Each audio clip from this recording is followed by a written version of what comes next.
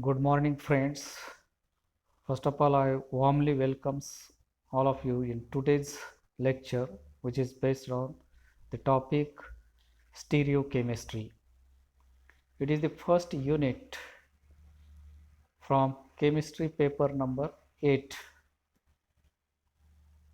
and in this particular unit, we are going to study the points: introduction regarding stereochemistry, concepts and types of isomerism, then structural isomerism, stereoisomerism. Then here we have to study structural isomerisms types and also the types of stereoisomerism.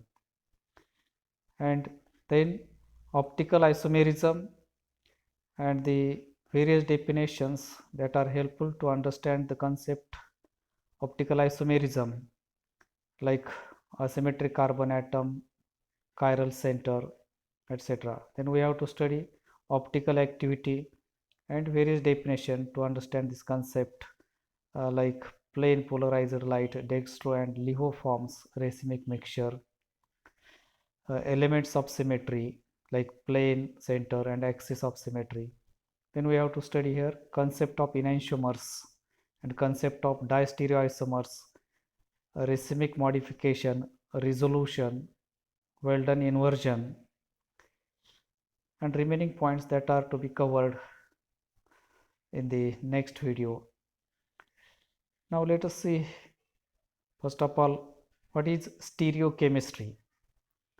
So stereochemistry is the branch of chemistry which describes the properties of molecules on the basis of three-dimensional structure. So this is known as stereochemistry.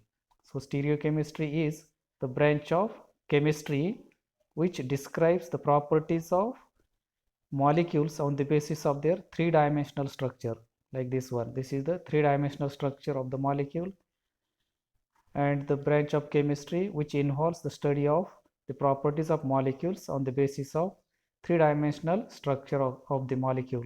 It is known as stereochemistry. Now next point is here isomerism. So what is isomerism? Isomerism is nothing but the phenomenon which involves the different organic molecules represented by same molecular formula. These molecules which have same molecular formula and they are different organic molecules, that organic molecules are called here the isomers of each other, and that phenomenon is known as isomerism. For example, consider this C4H10. It is the molecular formula of the two different compounds N-butane and isobutane. Now let us see the structures of these two. This is the structure of N-butane and this one is the structure of isobutane. So these two structures are different, but both have the same molecular formula, that is C4H10. So such phenomenon, it is known as the isomerism. Now let's see the next point, that is the types of isomerism. There are two types of isomerism. One is called structural isomerism and second is stereoisomerism. Now let's see what is structural isomerism. Structural isomerism is nothing but the phenomenon in which there are two or more compounds which have same molecular formula but they have different structural formulae. These two compounds are called structural isomers of each other, and that phenomenon is known as structural isomerism. Now this structural isomerism is classified into these 5 types: chain isomerism, positional isomerism, functional group isomerism, metamerism and tautomerism. Now let us see one by one. First of all, see chain isomerism. So chain isomerism is the structural isomerism, or that is the phenomenon in which the compounds, or you can say that structural isomers, have same molecular formula but they have different carbon skeleton. It means carbon chain. Such are called chain isomers of each other, and the phenomenon is known as chain isomerism. So the compounds or the structural isomers having same molecular formula but different carbon skeleton are called chain isomers, and the phenomenon is known as chain isomerism. For example, suppose this is the butane, which has molecular formula C4H10, and it exhibits in two isomeric forms that are the chain isomers. They are the N-butane and isobutane. So this is the N-butane, which is the normal chain, and this is the isobutane, which is a branched chain. So these two are chain isomers of each other, and this phenomenon is known as chain isomerism. Now let's see the next example of chain isomerism or chain isomers, that is the pentane. Now pentane has three chain isomers. The molecular formula of pentane is C5H12. According to the general formula, CnH2n plus 2. So pentane has the molecular formula C5H12. So these three chain isomers of pentane are N-pentane, which is normal chain, and this is the isopentane, and this third chain isomer of pentane is neopentane. So this is the structure of neopentane. All these are the three different say here carbon skeletons, and they have the common molecular formula C5H12. So these are called here chain isomers of each other, and that phenomenon is known as chain isomerism. Now next point is positional isomerism. So it is also the type of structural isomerism. So it is defined as the compounds or the structural isomers which have same molecular formula, but the attachment of position of an element or the attachment of position of a group in chain is different, are called here positional isomers or position isomers, and the phenomenon is known as positional isomerism. For example, chloropropane, molecular formula is C3H7Cl, has two position isomers, and they are represented like this here. This is the 1-chloropropane or N-propyl chloride. Here chlorine is connected to first carbon. This is CH3, CH2, CH2, CH3, 1-chloropropane, and this is the structure of say here 2-chloropropane. CH3, CH, CH3, and chlorine is connected to secondary carbon. So these two are the position isomers. The functional group is same one, that is chlorine, and here also chlorine, but the position of the attachment of this functional group to this carbon chain is different. So these are the examples of position isomers. Now next example, suppose here instead of chlorine there is OH group here, 1-propanol. This is the functional group OH, alcoholic OH. This is the structure of 1-propanol, and this is the structure of 2-propanol. These two are position isomers of each other, and both have the molecular formula C3H8O. So this is about the position isomers. Now next point is here functional group isomerism. So in this functional group isomerism, the compounds have or the structural isomers have same molecular formula but different functional groups, and such compounds or such structural isomers are known as functional group isomers, and the phenomenon is known as functional group isomerism. For example, suppose here ethyl alcohol and dimethyl ether both have the molecular formula C2H6O, and they have different functional groups, that is alcoholic OH and ether group. See here, this is the structure of ethyl alcohol, CH3CH2OH. This is the ethyl alcohol, and its molecular formula is C2H6O. This is dimethyl ether, CH3OCH3. So the molecular formula of this dimethyl ether is also this C2H6O. So the compounds having same molecular formula but different functional groups are called functional group isomers. So ethyl alcohol and dimethyl ether are the functional group isomers, and this phenomenon is known as functional group isomerism.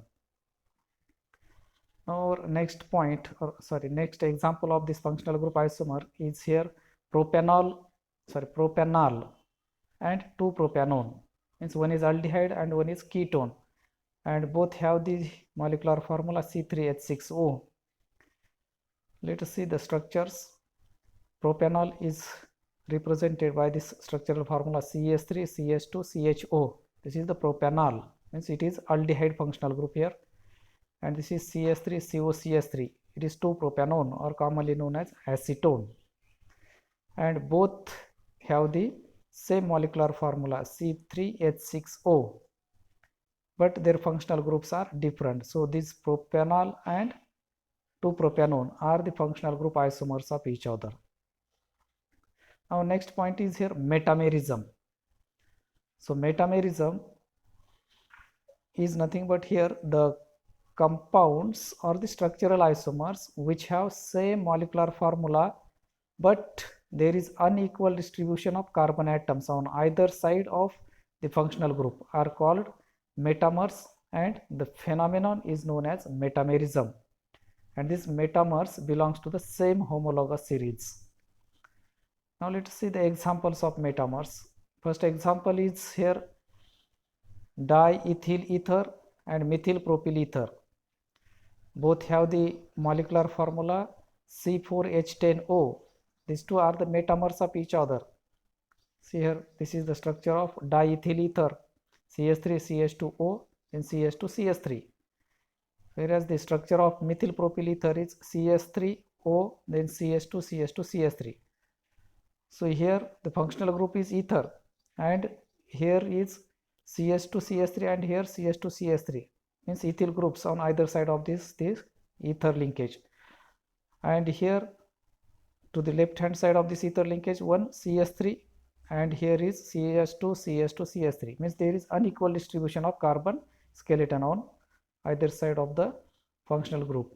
So these two are, means diethyl ether and methyl propyl ether are the metamers of each other, and this phenomenon, it is known as the metamerism.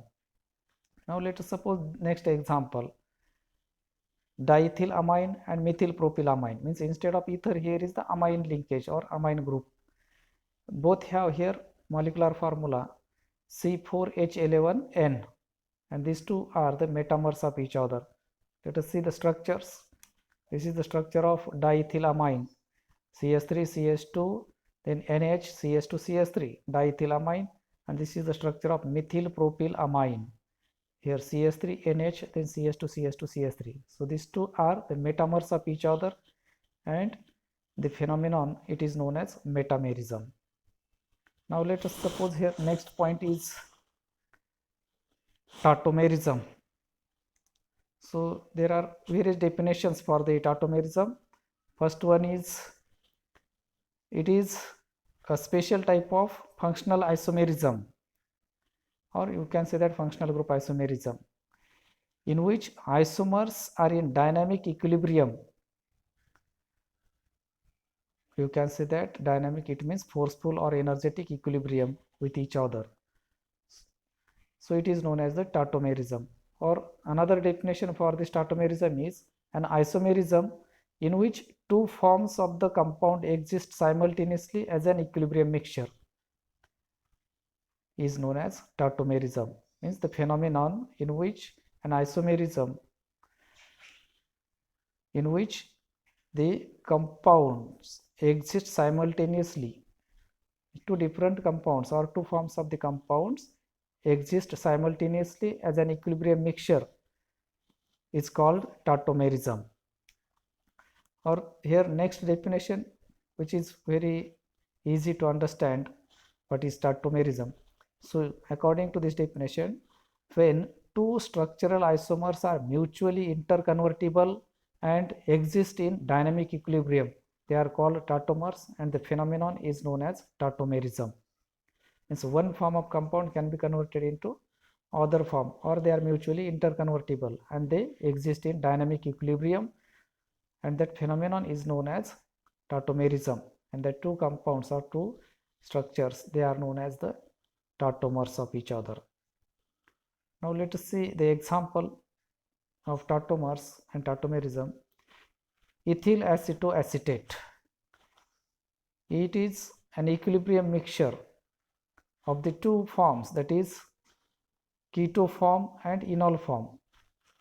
The keto form is about 93% and the enol form is about 7%. So the structures of the keto and enol form of the ethyl acetoacetate are shown here. This is the keto form.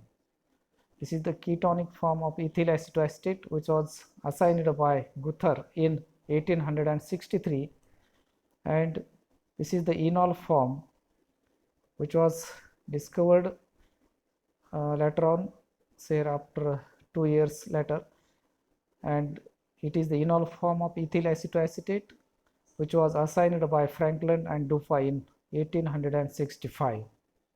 So here the keto form changes to the enol form by the migration of proton to carbonyl oxygen, and then pair of electron shifts from CH bond to CC bond. And here during the conversion of this keto form to enol form, the CH electrons, means the electrons between the carbon and hydrogen, they shifts towards this carbon-carbon bond when the proton from this carbon or alpha carbon that migrates to the carbonyl oxygen, and that's why there will be formation of double bond between these two carbon atoms, and we have this enol form of ethyl acetoacetate. So this is about the tautomers and tautomerism. Now the next point is stereoisomerism. After structural isomerism, second type of isomerism is here stereoisomerism. So the definition of stereoisomerism is given like this: the two or more compounds which have same molecular and structural formula, but they differ in the spatial arrangement of atoms or groups, are called stereoisomers, and the phenomenon is known as stereoisomerism. It means the two or more compounds which have same molecular and structural formula, but there is difference in the three-dimensional arrangement of atoms in space. So such compounds are known as stereoisomers, and that phenomenon is known as stereoisomerism. So another definition for stereoisomerism is given like this: when two or more compounds have same composition and also have same atoms attached to the same atoms, although with different orientation in space, are called stereoisomers, and the phenomenon is known as stereoisomerism. So these are the important definitions for stereoisomerism. Now let us see the example of stereoisomerism. For example, you may consider the structures of 2-butene, that is the alkene. Let us see here, the alkene can be represented by these two structures, structure 1 and this is structure 2. In the structure 2, this doubly bonded carbon atom first, to this carbon one methyl group and here is one hydrogen. In the second structure also, to this carbon CH3 and hydrogen, means same atoms are attached to the same atoms here. In this case also, second carbon to the second doubly bonded carbon, there is one methyl group CH3 and one hydrogen. Here also one methyl and one hydrogen, means same atoms and attached to the same atoms. But what is difference here?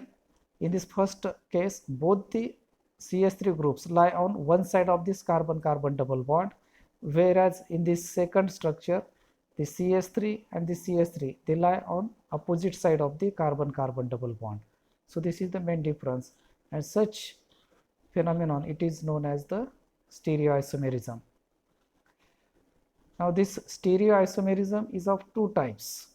One, it is called conformational isomerism, and the second is known as configurational isomerism. Now let us see one by one. First of all, see what is conformational isomerism. So conformational isomerism is nothing but the phenomenon in which the stereoisomers can be interconverted by rotating carbon-carbon single bond, and that phenomenon is known as conformational isomerism, and these two stereoisomers are known as conformational isomers. Thus stereoisomers which can be interconvert by rotating carbon-carbon single bond are called conformational isomers, and this phenomenon is known as conformational isomerism. For example, consider ethane, that is alkane, molecular formula C2H6, that exist in eclipsed form and staggered form, STAGGED, that should be the correct spelling.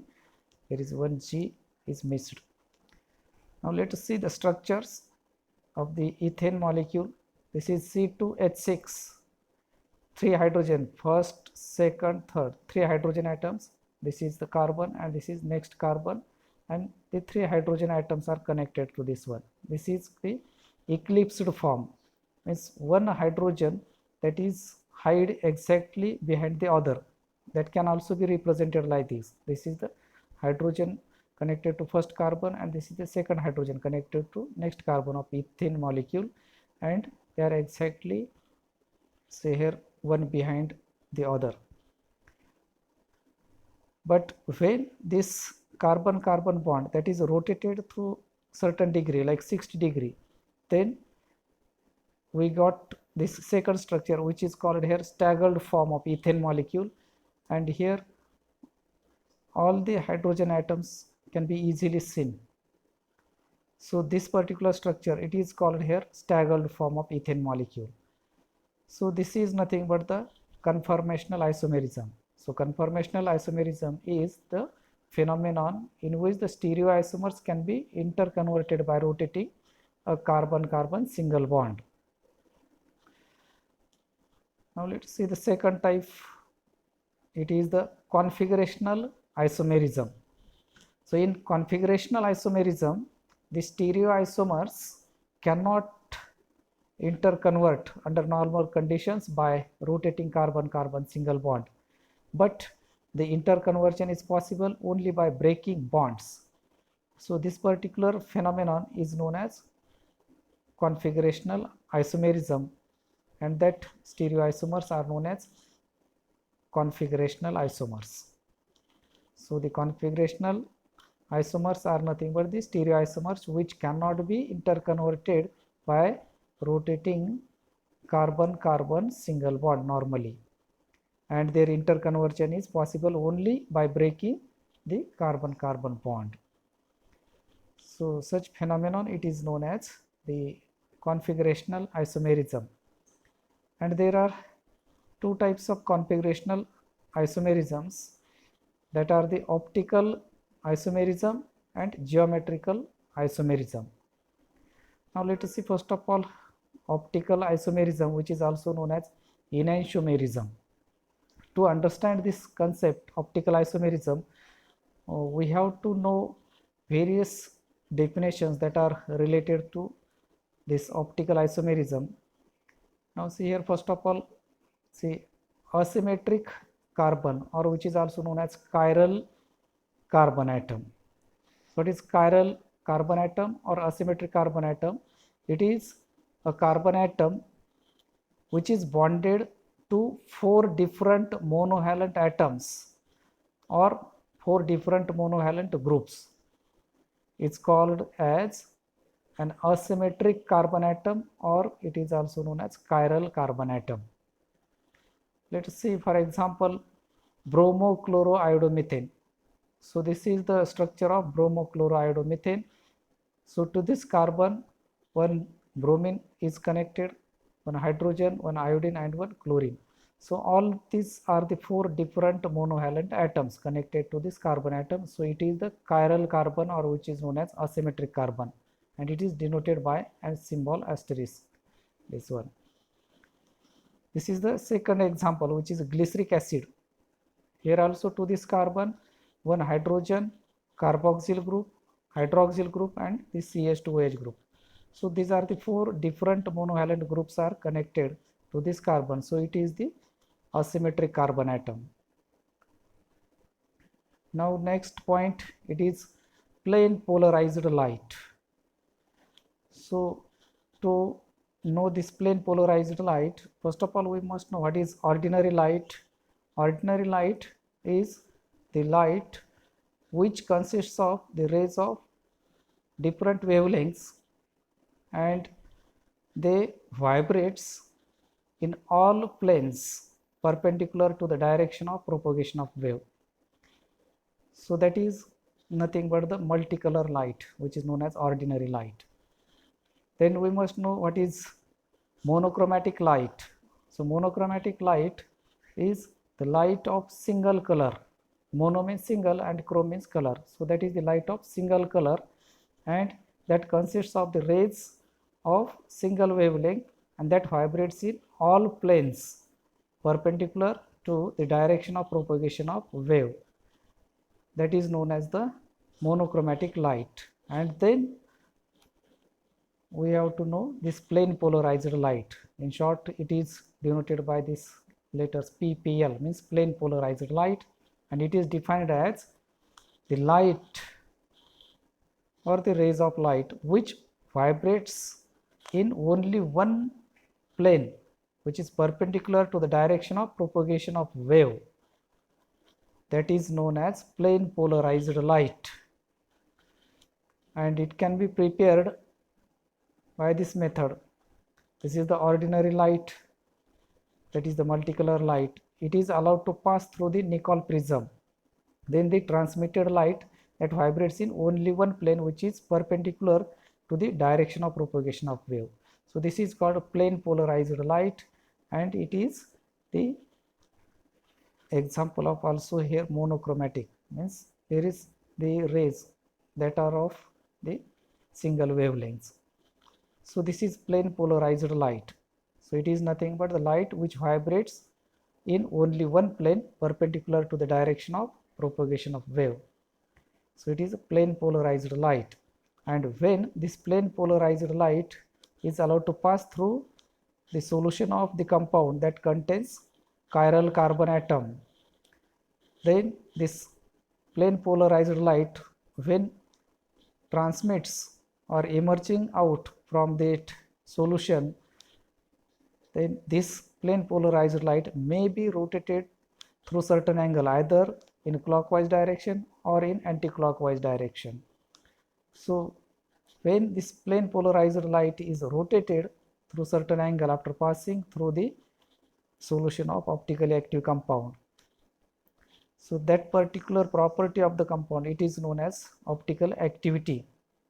And if this plane polarized light is rotated in clockwise direction, so that solution, that will be known as the dextrorotatory compound solution or dextrorotatory compound. And when this plane polarized light is rotated to say anti-clockwise direction, then the compound or optically active compound, that is known as the levorotatory compound. So let us see these definitions. So first of all, see what is optical activity.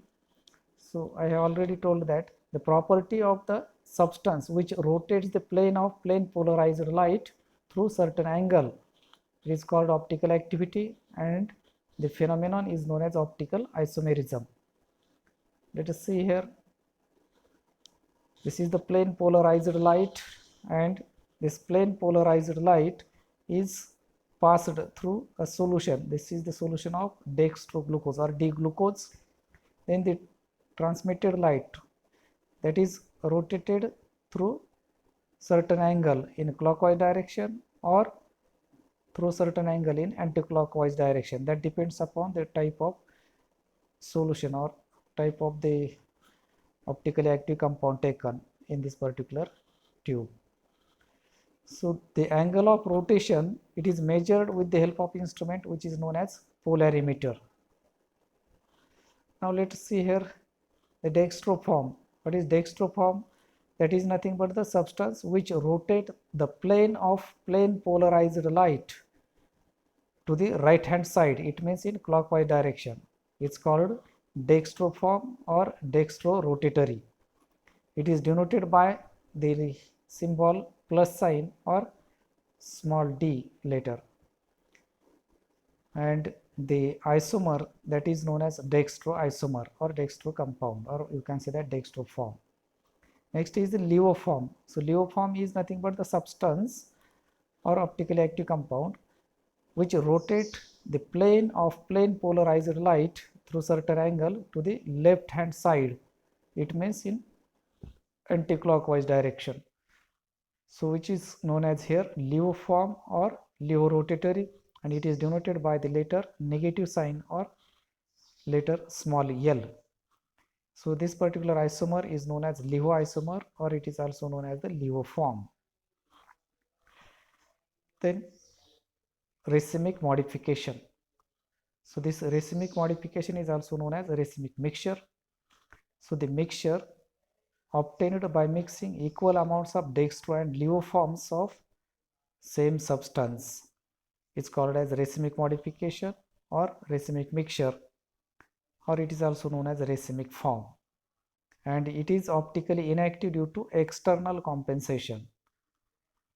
And this racemic mixture is denoted by the symbol plus minus sign or DL letters. Another definition is a mixture of equal amounts of two enantiomers is known as racemic mixture. This is the short definition for racemic mixture or racemic modification. So a mixture obtained by mixing equal amounts of two enantiomers is called as racemic mixture. Now next point is here elements of symmetry. And see the elements of symmetry. So plane of symmetry, axis of symmetry, and center of symmetry are commonly known as elements of symmetry. So let us see one by one. First of all, plane of symmetry. So plane of symmetry, it is an imaginary plane which can divide an object or molecule into two identical halves. It is known as plane of symmetry. So plane of symmetry is an imaginary plane which can divide an object or molecule into two identical halves, or that is known as parts. So that imaginary plane is known as plane of symmetry. For example, let us suppose here a ball and our hand. These are suppose here two objects, and if an imaginary plane is allowed to pass through this ball so that the ball can be divided into two identical halves, hence we can say that this ball has a plane of symmetry, and this ball, it is known as a chiral object. But our hand cannot be divided into two identical halves by this imaginary plane, hence our hand is a chiral object. So hand is chiral object, whereas ball is a chiral object. Now next point is axis of symmetry. It is denoted by this letter Cn. So it is an imaginary line. It is an imaginary line drawn through a molecule in such a way that the rotation of the molecule through certain degree about this axis leads to an arrangement which is indistinguishable from the original. So this imaginary line is known as axis of symmetry. So axis of symmetry is an imaginary line drawn through a molecular model in such a way that the rotation of the molecule through certain number of degrees about this line leads to an arrangement. Arrangement means that is the arrangement of molecules which is indistinguishable from the original, means it is exactly similar, or you can say that mirror image of the previous one, or you can say that original. For example, suppose 1, 2 dichloroethene. This is the molecule, alkene. And there is, if suppose simple axis of rotation that passes through the midpoint of the molecule and perpendicular to the plane described by the atoms of the molecule. So this molecule, that is 1, 2 dichloroethane. So the atoms attached to this 1, 2 dichloroethane, that forms the plane, and any line that passes through this plane which is perpendicular to this plane, and the molecule is rotated about the imaginary line passing through the central axis, then this molecule shows same appearance uh, when it is rotated through certain degree. Then that obtained molecule or image, that is the exactly mirror image of the previous one. So the rotation when is about 180 degree, then this 1, 2 dichloroethane shows same appearance, or we can say that leads to an arrangement which is identical to the original. Now let's see here molecule. So this is the 1, 2 dichloroethane molecule, and this is the plane that is described by the atoms attached to these doubly bonded carbon atoms, and imaginary line that is perpendicular to this plane that is passed through this one, and the molecule is rotated about this axis. If the rotation is 180 degree, then this molecule shows the new arrangement, and that is exactly similar to this one, or it is the mirror image of the first one. So this particular imaginary line, it is known as axis of symmetry. And in one complete rotation, the molecule suppose shows 2 times same appearance, then this particular axis, that is known as two-fold axis. And if it shows 6 times same appearance, then that particular molecule, that will show, can say that here C6 or six-fold axis.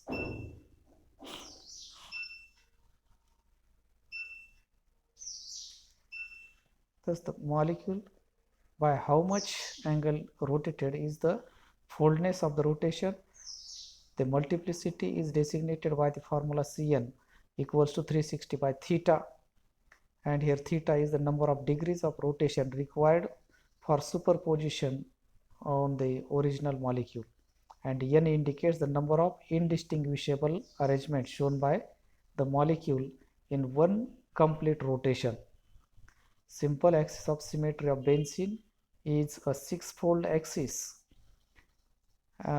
All linear molecules have C infinity axis, means they shows infinite times same appearance in one complete rotation. For example, the linear molecule is carbon dioxide, which has the C infinity, or its foldness is infinite times. See here, these are the examples. This is the ethene molecule. It shows 2 times same appearance in one complete rotation about this imaginary line, so it is two-fold axis. This is the benzene molecule. It shows same appearance 6 times in one complete rotation about the imaginary axis, so its foldness is C6 or six-fold axis. And this is the carbon dioxide molecule, which is linear, and its foldness is infinite times. Now the next point is center of symmetry. It is denoted by letter Sn, and it is defined as, it is an imaginary point within a molecule such that a straight line drawn through it will pass through the identical atoms or groups on either sides of the point at equal distances. Only cyclic compounds have a center of symmetry, and for any compound there is only one center of symmetry. So a molecule or a compound has only one center of symmetry. So what is center of symmetry? It is nothing but the imaginary point within the molecule such that any straight line passing through it will pass through identical atoms or groups on either sides of the point at equal distances. For example, suppose this is the cyclic compound and this is the point within the molecule, and any line, suppose this is the dotted line that is drawn through this particular point, so this line will pass through this chlorine atom and here also from chlorine atom and at equal distance. This is the another one dotted line that also passes through this point and it passes through here through this hydrogen atom and here through this same like hydrogen atom at equal distance. So if you want to pass the another one line that will pass through this midpoint and it will cut this fluorine atom and here also to the other side fluorine atom at equal distance. So this imaginary point within the molecule, it is known as center of symmetry. This is the another one example, that is 1,4-dimethyl diketopiperazine. It has also center of symmetry. So these are the dotted lines that are the imaginary lines that are passing through this midpoint and they will pass through the identical atoms on either sides or same atoms on either side at equal distances. So this imaginary point within the molecule, it is known as center of symmetry, and a molecule has only one center of symmetry and only cyclic compounds have center of symmetry. Now the another example is that is 1,4-dimethyl diketopiperazine. This is the trans or it is a chiral molecule and it is optically inactive because here is the absence of this center of symmetry. Means in cis, that is in this particular cis 1,4-dimethyl diketopiperazine, there is no center of symmetry, therefore such compounds are optically inactive. Now next point is distereoisomers. So distereoisomers are the stereoisomers or the optical isomers which are not mirror images. They are not the mirror images of each other. They are called distereoisomers. And the stereoisomers which are mirror images of each other, they are called enantiomers. Okay, so distereoisomers are optical isomers which are not mirror images of each other. They are called distereoisomers. For example, see, these are the structures of 2-bromo-3-butanol. So these are the 4 structures of 2-bromo-3-butanol. So structure 1 and structure 2, these are the 2 mirror images of each other. These 2 structures are mirror images of each other. That's why they are not distereoisomers. These are the enantiomers of each other. But the structure 1 and here structure 3, they are not mirror images of each other. Therefore, structure 1 and 3 are distereoisomers of each other. Structure 2 and structure 3, these 2 are also distereoisomers of each other as they are not mirror images of each other. Similarly, structure 2 and 3 or structure 2 and 4, these are also distereoisomers of each other. But structure 3 and structure 4, they are mirror images of each other. That's why they are enantiomers of each other. So these structures, structure 1, 3 and structure 1 and 3, 1 and 4, structure 2 and 3, 2 and 4, these are the distereoisomers of each other because they are not mirror images of each others. Now these properties of the distereoisomers are here, they have different physical properties. Distereoisomers have different physical properties like melting point, boiling point, density and solubility. They have similar but not identical chemical properties. And finally, the distereoisomers can be separated by techniques like fractional crystallization, fractional distillation, etc. So these are the important properties of distereoisomers. Now next point is enantiomers. We already defined the term enantiomers. Enantiomers are the stereoisomers or optical isomers which are mirror images of each other. They are called enantiomers. For example, suppose the 2-bromo-3-butanol has 4 structures, structure 1, 2, 3 and 4. So structure 1 and 2, these two are the mirror images of each other. So these are the stereoisomers which are mirror images of each other. They are called enantiomers. So the structure 3 and 4, they are also mirror images of each other. These two are the structures of 2-bromo-3-butanol, and these two are the mirror images of each other. That's why structure 3 and structure 4 are the enantiomers of each other. Now the next important point is here resolution of racemic mixture. So resolution of racemic mixture. What is racemic mixture? That is nothing but the mixture obtained by mixing equal amounts of dextro and levo forms of the same compound. But here the resolution is nothing but the separation of the racemic mixture into its individual components. That is known as resolution. So resolution of racemic mixture or resolution of enantiomers. So that is done by various methods. So first of all, we must know how it is obtained, this racemic mixture. So we know that synthesis of optically active compound produces a mixture of both dextro and levo isomers of equal amounts, and such a mixture containing equal amounts of enantiomers, it is nothing but the racemic mixture, or it is also known as racemate.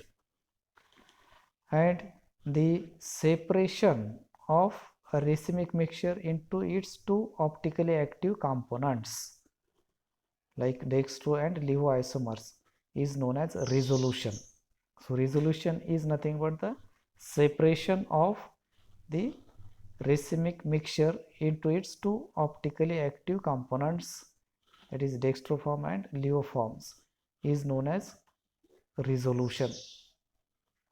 And it is carried out by these four important methods. One is chemical resolution, second is biochemical resolution, third mechanical separation, and fourth is chromatographic adsorption method. So first two methods are in our syllabus, and these four are the important techniques that are used for the resolution of racemic mixture or racemate. Now let us say one by one. First is chemical resolution. Now in this chemical resolution, racemate means racemic mixture is treated with another optically active reagent, and that gives the distereoisomers, means that are not the mirror images of each other. And this distereoisomer, you know, that is differ in their physical properties like melting point, boiling point, solubility, etc. Therefore they can be separated by fractional crystallization using suitable solvent. And the enantiomers may be recovered by decomposing the separated distereoisomers. Acid racemates can be resolved, means separated, by using optically active bases, while base racemates by using optically active acids. So see the example. So first of all, see here, when racemic tartaric acid is treated with optically active base like brucine, it is an alkaloid, then a mixture of two salts, that is known as the distereoisomer, is obtained, and these salts are separated by fractional crystallization using suitable solvent, and these separated salts are then decomposed by acid to recover enantiomers. So in short, it can be represented like this here. This is simple technique. So this is the racemic mixture of acid, which is shown by plus minus sign. This is the, and it is then mixed with the base. So it results in the formation of the distereoisomer, that is mixture of two salts. One is this dextro acid and this is levo base. Other is the levo acid and levo base. So this is the mixture of two salts, which is known as the distereoisomers. And we know that distereoisomers have different physical properties, means they have different melting and boiling points. So they can be separated by fractional crystallization using suitable solvent. And when they are separated, this is the one salt and this is the other salt. Both are the distereoisomers. They are separated here from this mixture by fractional crystallization. And now this is the diastereoisomer of dextro acid and LiO base. It is treated with hydrochloric acid, so it undergoes decomposition, means this hydrochloric acid neutralizes the base, and only remaining is here this dextro form of acid. And from this particular salt, which is the salt of LiO acid and LiO base, it is treated with hydrochloric acid, so it undergoes decomposition, means here the base, it is neutralized by this acid, and remaining is only this LiO acid. So this LiO and dextro acid, they can be separated from this racemic mixture. This is the racemic mixture or racemic modification of this acid, and this is the dextro form of that acid and LiO form of that acid, they are separated. So this is the resolution of racemic mixture or resolution of racemate. Now there is another one method that is used to separate the racemic mixture, and it is nothing but biochemical resolution. So in this biochemical method, the certain bacteria or molds are added to a solution of racemic mixture, and we know the bacteria decompose one of the optically active form more rapidly than other. For example, let's see here this Penicillium glaucum. This is the bacteria, and that decompose dextrotartaric acid more rapidly than its LiO form or LiO isomer, so that the LiO isomer can be obtained in the form of residue after treatment with the mold or Penicillium glaucum. Now the last point in today's lecture, that is the Walden inversion. So this is very important point, Walden inversion. So Walden, it is nothing but the German chemist, its name is Paul Walden, and in the year 1895 he observed that in many reactions, when a group or atom which is directly bonded to asymmetric carbon atom or chiral center is replaced by another group or another atom, then the configuration of the new compound, usually the sign of reaction also, may be opposite to that of the initial compound. So this is the observation by this Walden inversion.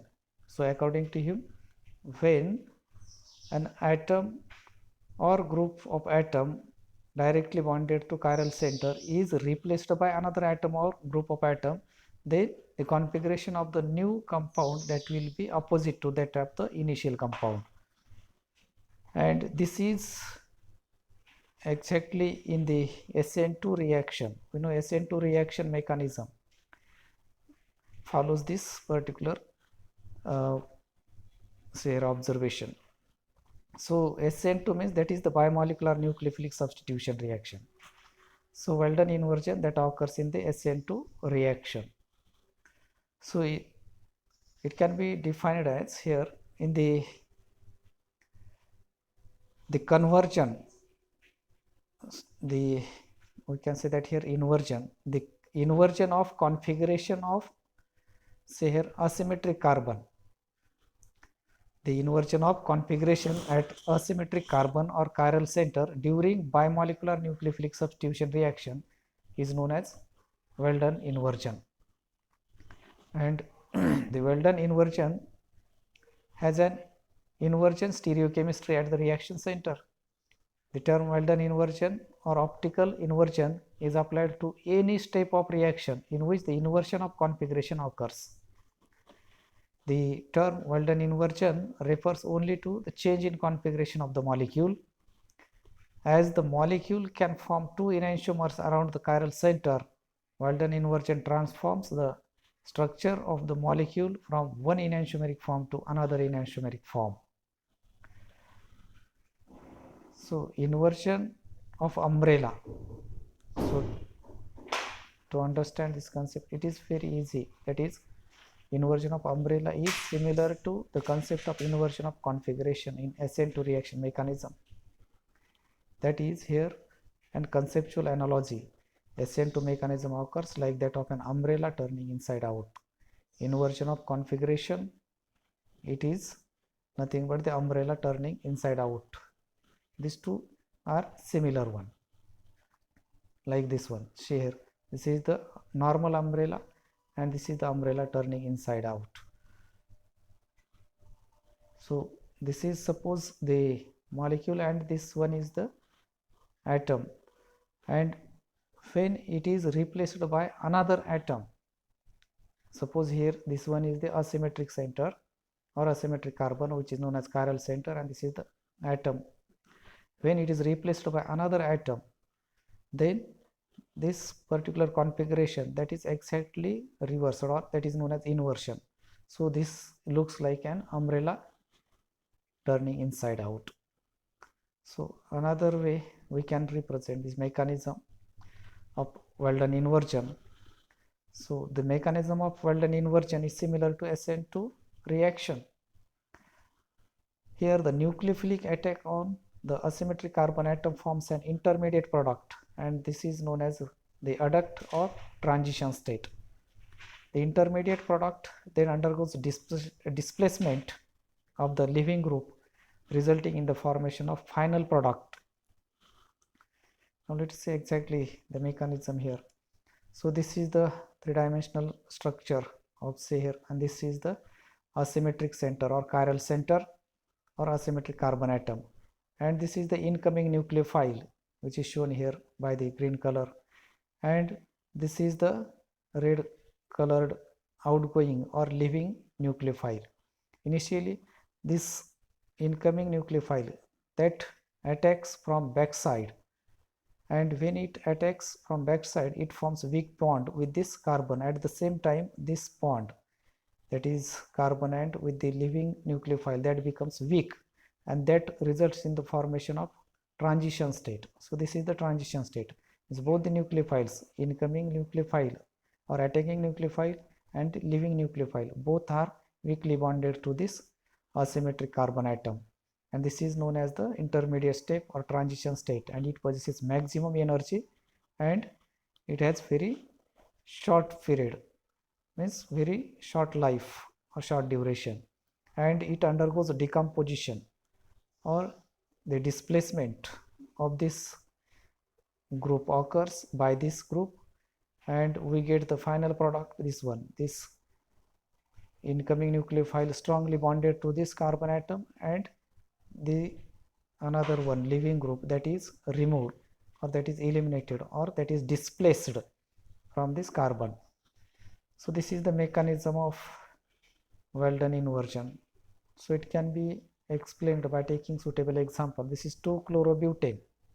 This is the three-dimensional structure of 2-chlorobutane, and this chloride ion, this is the outgoing nucleophile and this is the incoming nucleophile, which attacks to this chiral center from backside, and it forms the weak bond, means with this chiral center or asymmetric carbon, and it is the transition state which has maximum energy. It is unstable, that attains stability by the loss of this chloride ion, and there is strong bond formation occurs between iodide ion and carbon. At the same time, all these three groups, that is C2H5H and CS3, they goes to the other side, means this particular structure, this occurs or this looks like the inversion of umbrella, or that is you can say that the turning inside out of the umbrella. So it is known as the Weldon inversion. Now let's see the second example of Weldon inversion. This is the D-malic acid. When it is allowed to react with phosphorus pentachloride, then hydroxyl group is replaced by chlorine, and all the three groups attached to this carbon, they goes away from this chloride ion. So it is the inversion of configuration. So any step in which the replacement of one nucleophile by other occurs, then there is change in configuration occurs, and that any step, that is known as the here inversion of configuration or Weldon inversion. And when this intermediate, it is chlorosuccinic acid, and when it is allowed to react with silver oxide, which is moist, or silver hydroxide, then this nucleophile, that is chloride, that is replaced by hydroxyl group. So here also the inversion of configuration occurs and it is the L-malic acid. So D-malic acid is converted into L-malic acid. So it is the best example of Weldon inversion. So in detail it can also shown like this here. More steps are shown here. This is the D-malic acid. It is converted into its L-chlorosuccinic acid that we have already seen up to this step also, that is L-malic acid. Now next one is L-malic acid, again when treated with phosphorus pentachloride. This is the third step. Then we get this D-chlorosuccinic acid. Here also inversion of configuration occurs and again it is treated with silver oxide or silver hydroxide, that forms this D-malic acid. So any step in which the inversion of configuration occurs, that is known as the Weldon inversion. So today we have studied the points, that is introduction regarding stereochemistry, then concept and types of isomerism, which involves the structural isomerism, stereoisomerism. And we have also studied the types of structural isomerisms, then what is optical isomerism, and concept of asymmetric carbon atom, then chiral center. Then we have studied here optical activity, and here we have studied what is plane polarized light, dextroform, levoform, racemic mixture. Then we have studied three elements of symmetries like plane of symmetry, center of symmetry, and axis of symmetry. Then we have studied what are enantiomers, what are diastereoisomers, then racemic modification, their resolution of racemic mixture, and finally we have studied Weldon inversion. So these are the important points that we have covered in today's lecture. So thank you for watching the complete video. Stay home, stay safe, stay healthy, and stay happy. So keep it watching up. Thank you for watching the complete video. Thanks once again.